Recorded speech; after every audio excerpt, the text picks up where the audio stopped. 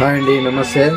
ఈరోజు వీడియో చేయడం ఎందుకంటే ఇప్పుడు హల్చల్ అవుతున్న యూట్యూబ్లో కానీ, న్యూస్ ఛానల్స్లో కానీ, సోషల్ మీడియాలో కానీ కువైట్ ప్రసాద్ గారి కూతురి విషయంలో ఆ ముసలాయన చేసినది చాలా వరకు తప్పండి. అలా చేయకూడదు. ఇప్పుడున్న సమాజంలో అలాంటి వారే ఎక్కువ ఉన్నారు. నేను ఒక సలహాగా తెలియజేస్తానండి ప్రతి ఒక్క తల్లిదండ్రులకు. ఇప్పుడున్న సమాజంలో ఒక ఆడపిల్లని బయట చదివించాలి, ఒకరి ఇంట్లో విడిచాలి అన్న చాలా ఇబ్బందికరము.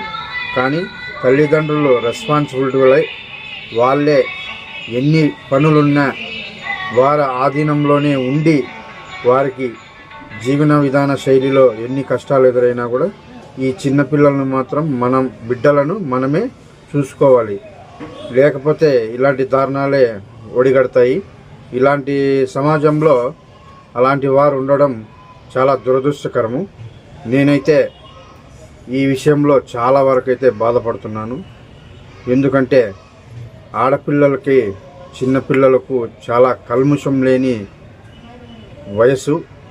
వారు ఇలాంటివి ఆలోచనలు అయితే ఎంతకీ ఆలోచించడానికి కూడా చాలా ఇబ్బందికరంగా ఉంది.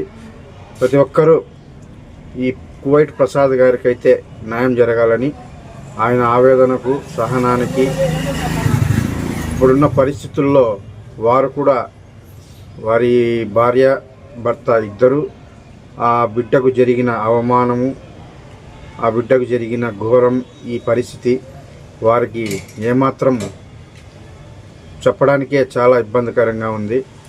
మీరు కూడా అలాంటి వారిని ప్రోత్సహించకుండా ఈ సమాజంలో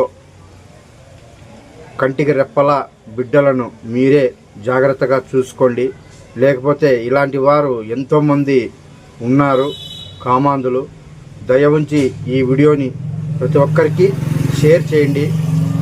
మరియు ఇప్పుడున్న సోషల్ మీడియాలో వైరల్ అవుతున్న ఈ వీడియోలు చాలా వరకు దురదృష్టకరంగా చూస్తూనే ఉన్నారు.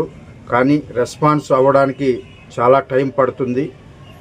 అది తొందరగానే జరగాలని నేను ఆశిస్తున్నాను.